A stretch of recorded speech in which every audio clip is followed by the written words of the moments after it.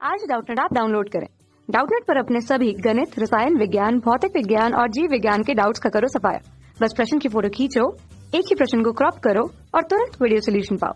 अभी डाउनलोड करें। प्रश्न दिया है, परमाणु में परिक्रमण करने वाले इलेक्ट्रॉन के लिए चुंबकीय द्विध्रुव आघूर्ण का सूत्र लिखिए तथा प्रयुक्त संकेतों का अर्थ बताइए। तो आइए हम लोग इस प्रश्न को हल कर लेते हैं और देखते हैं कि परमाणु में जो परिक्रमण करते हुए इलेक्ट्रॉन रहते हैं उनके लिए चुंबकीय द्विध्रुव आघूर्ण का मान क्या होता है। ठीक है, तो इसके लिए हम लोग सबसे पहले यहाँ पे परमाणु का एक चित्र बना लेते हैं।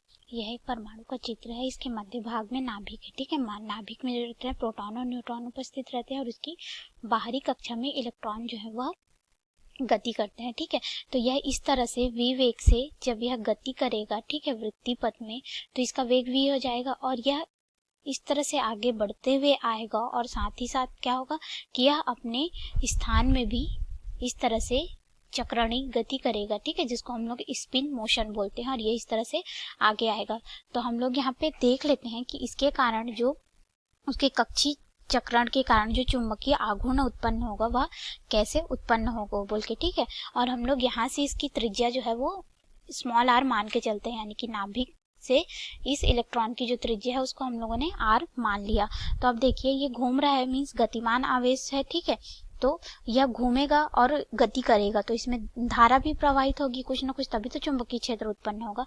तो अगर हम लोग धारा को देखें तो धारा क्या होता है, आवेश बटा समय होता है। ठीक है, तो यहाँ पे जो समय है वह किसको हमें दिखा रहा है, परिभ्रमण काल को दिखा रहा है, क्योंकि यह पूरा इस तरह से वृत्तीय गति कर रहा है। तो इसको हम लोग इस तरह से लिख सकते हैं, क्यू आवेश है इलेक्ट्रॉन का, हमने इलेक्ट्रॉन की वजह से लिया है, तो और ये जो टी है वो क्या है, इसका परिभ्रमण काल है। ठीक है, और हम लोग जानते हैं कि जो टी होता है वह वृत्तीय पथ के लिए क्या होता है, 2 पाई बटा ओमेगा होता है। ठीक है, जहाँ ओमेगा जो रहता है हम लोग को कोणीय वेग को दर्शाता है, अर्थात ये हमारा हो जाएगा 2 पाई r बटे v हो जाएगा। ठीक है, अब ये हमारा मान मिल गया। इस मान को हम लोग धारा के मान में रख देते हैं।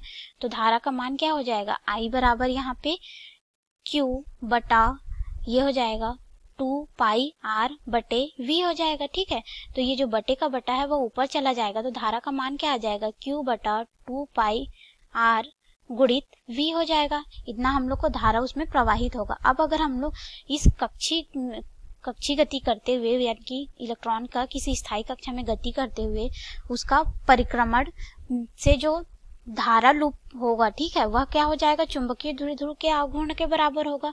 तो अगर हम लोग यहाँ पे चुंबकीय द्विध्रुव की बात करें, जिसको हम लोग कैपिटल M से दर्शाते हैं, वह क्या हो जाएगा, लूप धारा। ठीक है, उसके गति करने से जो धारा प्रवाहित होगी वो गुणित लूप का प्रभावी क्षेत्रफल, अर्थात यह क्या कर रहा है, एक वृत्तीय गति कर रहा है तो यह लूप बना रहा है, तो इसका जो प्रभावी क्षेत्रफल होगा वो हो जाएगा लूप का प्रभावी क्षेत्रफल। अर्थात हम यह कह सकते हैं कि चुंबकीय द्विध्रुव आघूर्ण बराबर हो जाएगा धारा गुणित क्षेत्रफल। ठीक है, और अगर हम लोग बात करें इसके क्षेत्रफल की, तो यह एक वृत्तीय गति कर रहा है, तो वृत्तीय गति के लिए जो क्षेत्रफल होता है a, उसका मान क्या होता है, पाई r का वर्ग, यानी कि उसके परिधि के बराबर हमको यह मिलेगा। ठीक है, तो यानी कि इसके इस तरह से वृत्तीय गति करने से मिलेगा, परिधि के बराबर नहीं, इसकी इस तरह से वृत्तीय गति करने के कारण ये जो पूरा क्षेत्रफल होगा वह हमें प्राप्त होगा। ठीक है, तो अब हम लोग यहाँ पे मान रख दे धारा का, तो ये हो जाएगा m बराबर Q V बटा 2 पाई r गुणित, यहाँ पे हम लोग क्षेत्रफल का मान रख देंगे पाई r का वर्ग, तो यहाँ से एक r और एक r कट जाएगा, क्योंकि यह वृत्तीय पथ की त्रिज्या है। ठीक है, तो r और r कट गया, तो अब हमें यहाँ पे m का मान मिल जाएगा QV गुणित r बटा 2 पाई, इतना हमें मिल गया। ठीक है, अब देखिए इस मान में अगर हम लोग ऊपर और नीचे में इलेक्ट्रॉन के द्रव्यमान का इस तरह से गुणा कर दे तो कोई अंतर पड़ेगा क्या, क्योंकि ये दोनों तो कट के एक हो जाएंगे।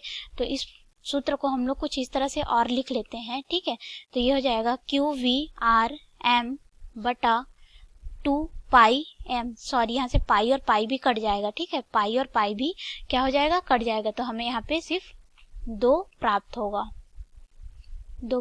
तो ये हो जाएगा 2m हो जाएगा। ठीक है, और हम लोग जानते हैं कि कोई भी इलेक्ट्रॉन जो है अगर वृत्तीय गति कर रहा है तो उसका जो कोणीय संवेग का मान होता है, कोणीय संवेग,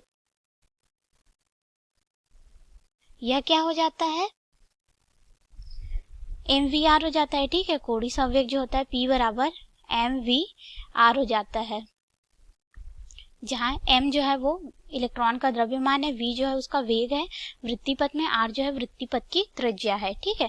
अब हम लोग इस मान को इस सूत्र में रख दें तो हमारा यह सूत्र कुछ इस तरह से हो जाएगा, m बराबर q, और ये क्या हो जाएगा, mvr का मान क्या हो जाएगा, p हो जाएगा, ठीक है, बटे 2m हो जाएगा।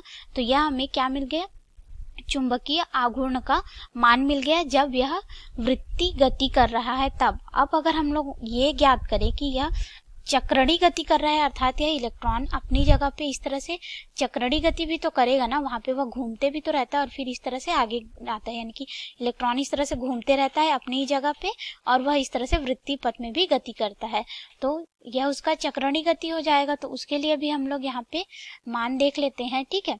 ये क्या था, वृत्तीय गति में कर रहा था ना, तो इसको हम लोग c से दर्शा देते हैं, ठीक है। अब अगर हम लोग चक्रणीय गति की बात करें तो यह चक्रणीय गति करेगा, अर्थात क्या करेगा, स्पिन होगा, तो इसको s से दर्शा देते हैं। ये हमारा सर्कुलर मोशन था, इस तरह से लिख देते हैं। तो ये क्या हो जाएगा, जो इलेक्ट्रॉन में आवेश होता है वो ऋणात्मक होता है, तो इसका मान भी ऋण q हम लोग ले लेते हैं, ठीक है। यहाँ पे अगर नहीं लेंगे तो भी चलेगा, हम लोग यहाँ पे मान लेते हैं कि यह ऋणात्मक q आवेश है, ठीक है। अब ये जो गति कर रहा है उसका द्रव्यमान है बटा 2m, इसी से ही हम लोग लिख रहे हैं, और ये गति करेगा तो अब इसका जो संवेग यहाँ पे मिलेगा वो क्या हो जाएगा, चक्रणीय संवेग हो जाएगा, ठीक है। अर्थात ये हम कह सकते हैं कि ये दोनों क्या है, हम लोग की एक तरह से देखा जाए तो यह सदिश निरूपण हो जाएगा, क्यों, क्योंकि इसकी भी दिशा है, ठीक है, तो इसकी भी दिशा मिलेगी और हम लोग का ये जो चुंबकीय आघूर्ण मिल रहा है वो भी सदिश राशि है, तो ये हमारा सदिश निरूपण हो गया। अब अगर हम लोग बात करें दोनों को मिला के, ठीक है, यानी कि इसको हम लोग इक्वेशन ए बोल दें और इसको हम लोग समीकरण बी बोल दें, तो यहाँ पे क्या हो जाएगा कि दोनों चक्रणीय गति भी कर रहा है और ये क्या कर रहा है, एक तरह से परिक्रमण गति भी कर रहा है, ठीक है। तो दोनों के वजह से हम लोग एक साथ अगर चुंबकीय क्षेत्र देखें, यानी कि चुंबकीय आघूर्ण को हम लोग देखें, तो वो क्या हो जाएगा यहाँ पे, जिसको हम लोग म्यू बी से दर्शा देते हैं, ठीक है, म्यू बी से दर्शा देते हैं। तो यह हो जाएगा, इलेक्ट्रॉन का आवेश था, ठीक है, क्यू बटा, इसको हम लोग ऋणात्मक क्यू ले लेते हैं और ये हो जाएगा 2m। और हम लोग जानते हैं कि कोई भी इलेक्ट्रॉन अगर वृत्तीय गति में क्या करता है, गति करता है अणु में, परमाणु में, ठीक है, तो उसमें वह क्या करता है, क्वांटीकृत संख्या के आधार पे वृत्तीय गति करता है, ठीक है, जिसका गुणज होता है h बटा 2 पाई, ठीक है। h जो रहता है प्लांक नियतांक होता है और ये 2 पाई जो रहता है वह नियतांक होता है। h जो प्लांक नियतांक होता है इसका मान होता है 6.63 गुणित 10 की घात ऋण 34 जूल सेकेंड होता है, ठीक है। और याद रखिएगा यह प्लांक नियतांक होता है।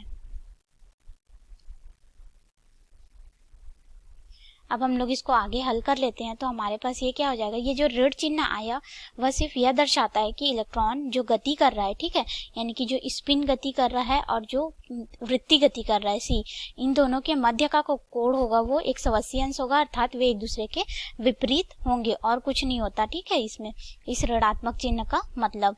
तो ये हमारा हो जाएगा VB बराबर, हमको ये प्राप्त हो जाएगा QH बटा 4, ये दोनों मल्टीप्लाई हो जाएंगे तो क्या हो जाएगा, मतलब कि गुणा हो जाएंगे, तो हमें ये मिल जाएगा 4 पाई m, ठीक है। और हमने ये ऋणात्मक चिन्ह के बारे में बता दिया, इसलिए हमने इसको ऋणात्मक चिन्ह नहीं लिखा, और चाहे तो हम लोग इसको इस तरह से ई से भी दर्शा सकते हैं क्योंकि यह इलेक्ट्रॉन का आवेश था, ठीक है। तो हमें जो वृत्तीय गति करने वाले इलेक्ट्रॉन का हम लोगों ने नाभिक के अंदर में परिक्रमण के आधार पे, यानी कि वृत्तीय गति और उसके स्पिन के आधार पे हमने चुंबकीय आघूर्ण के फॉर्मूले प्राप्त कर लिए, तो ये है, ठीक है।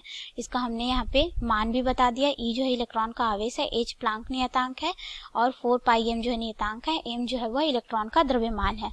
और अगर हम लोग इसको सिर्फ उसके वृत्तीय गति के आधार पे देखें तो ये हमें इस तरह से प्राप्त होगा, जिसको हम लोगों ने QPCM लिया। ये जो था वो हम लोग का कोणीय, मतलब कि इसके संवेग को दर्शा रहा था, कोणीय संवेग को, और m जो था इलेक्ट्रॉन के द्रव्यमान को दर्शा रहा था और उसके स्पिन मोशन यानी कि चक्रणीय गति की वजह से हमें ये प्राप्त हुआ था। आप लोग को यह समझ में आया होगा। धन्यवाद। कक्षा 6 से 12वीं से लेकर नीट, IIT, JEE वो एडवांस के लेवल तक 1 करोड़ से ज्यादा छात्रों का भरोसा। आज ही डाउनलोड करें डाउटनेट ऐप या व्हाट्सएप करें अपने सारे डाउट्स 8400 400 400 पर।